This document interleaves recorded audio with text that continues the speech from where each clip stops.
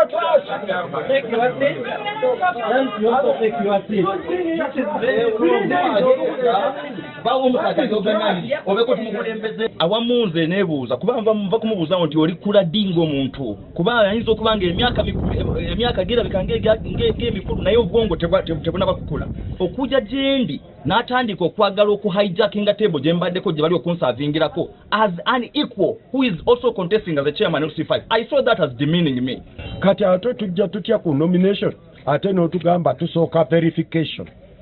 Oli bw'aba akoze ensobi mu documents ze oyo mu mugambe bugambi nti dayu. The problem is on the network which is disturbing, but now it's back. We are still verifying and nominating candidates. No problem yet. Experience at the nomination center.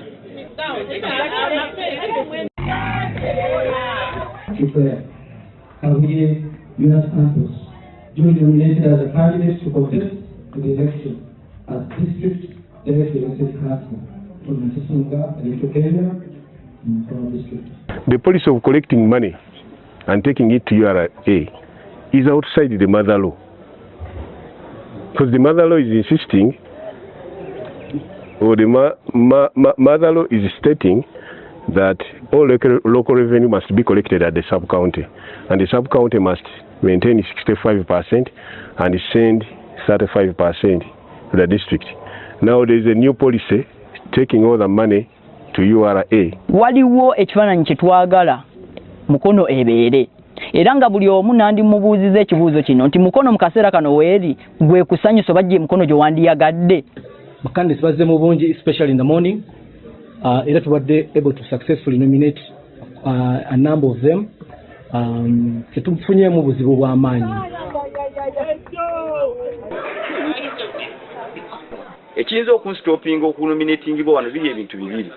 Court order oba ekiwandiiko kyonna ekiva mu Electoral Commission eya NUP.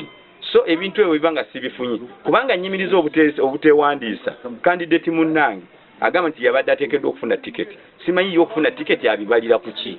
Bwe twatutte petition yaffe ku kitebe ne batugamba nti mugende ku ofiisi kadi tuzikyusizza era kadi zakyuse eya Mr. Bugembe ne baga kadi tugenda gimuddiza naye Ssekujja tugenda gimuddiza abantu abo twali tuziwadde badde bakyamu naye nga kyavudde mu petition gye twawadde gye batusaba nti buli omu afunyemu okwemulugunya awe petition ku kitebe. Lwaki gye sulangenda bwe nva wano ngenda mutwala ku poliisi ngenda kuwaaba ensonga mu mpabisa yajja ewange nazijjako ssente ku ssomero wange yalonayo ssente mu bukumpanya ng'awo zakulu bazimutumye ate nga bakulu tebanazimutumako jalakumyewo ssente zaabwe yazijja ku ssomero.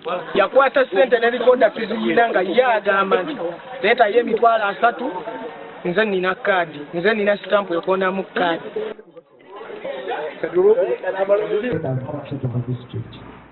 Nzize nga njagala mpeereza abantu era nga ngenda baweereza abaagabye kaadi be bamanyi ekigendererwa kyabwe era balina ensonga lwaki bakikoze batyo. Alhamdulillah nsobodde okubanga mpandiisibwa era stampu ngifunye Electoral Commission ne signature y'omukulu atwala ebyokulonda mu Mityana. Nebaza Katonda olw'okuba nti ekibiina kyange ki National Unity Platform kyampanzeeko eddusu ne kinnondamu abo bagenda okukikwatira bendera mu lutabalo luno lwe tugenda mu lutali lwangu. Olwaliro nsobodde okuba nominated olunaku olusoose wadde nga baddewo obuzibuzibu obusoose okubaawo nti sekenda wange mulwadde era baganye paka maze mumuleeta yamulabako wali mu mmotoka awo. Nsazeewo nzije ndabe nga abantu b'Ssekanyonyi sub-county bafuna obuweereza obwo bwennyini bwe baali badde beetaaga. Naye kitukoze bubi okuba nti twakedde ate tuzze mu bungi netiwaaka ekoze ku bantu nga 6-7 neevaako. Okusaba kwange kugenda eri UCC tusaba mukwatagana Electoral Commission bannange mutereze netiwaaka tusobole okujja abantu baveewo mu budde ate basobole okugenda okukola ebirala. Nga ntuuse mu site nyina ebizibu byensinga okulaba mu Masaka City. Otunuulira ebitundu ebyenjawulo mu Masaka City birina ebizibu ebyenjawulo. Otunuulira mu Kimaanya abantu abakola planning abaazibwa abasooka byasoba drainage system nfu.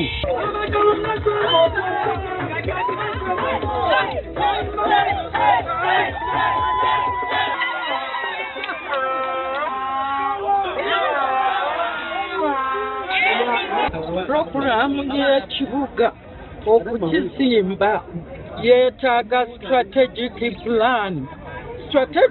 plan ey'Amasaka njirina njala kugatta NRM tekisingira ddala obukulu tekisookera ddala kubanga ng'ekibiina ekiba tekisinga otulemesa kubanga tuba tulina entalo nnyingi ebyaffe bwe batuleetedde ku mmeeza ng'alina stampu alina byonna requirement yosukwa musayinizeko stampu agirina bwetunamira ekintu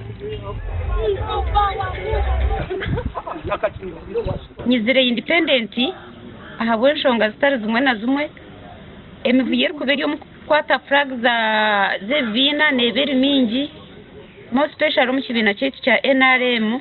Ndi musanyufu newandiisizza ku lunaku lwennyininyini olusooka ekirungi bibadde bya naye lwakuba obuzibu obubaddewo obutonotono bino ebyuma bitambula mpola bazze ku makya naye batunominatinze zino ssaawa 9. Tugenda mu kulonda kuno okujja tukasaba okubeera neutral kabeere independent ate katwale obuvunaanyizibwa bwako kaleme kuwambibwa kubanga akakiiko k'okulonda kalabiseeko mu bitundu ebyenjawulo nga kawambiddwa. Twatandika erizooba ebiro 3 ntitwakumaliriza ebiro 5 nibwe turamalirize kuhandiika kandi okuhandiika kwitu kuri aha district erizooba twabasa kuhandiika abantu kuruga mu bibiina byona kirumu NRM nupu n'abanamuniginani nga tukweta aba independent. Electoral Commission yawo netambulidde ku budde ate bwentera okwagala ssaawa 3 exactly badde banominatinga bwemba ngenzeeyo njagala kulwanyisa enguzi bitambudde bulungi ate sifunye embuzi bwonna neera bwentuuse wano batuwandiika bulungi era ntumaliriza nga simbo eyaffe gyensabye era etuweereddwa nga yessaawa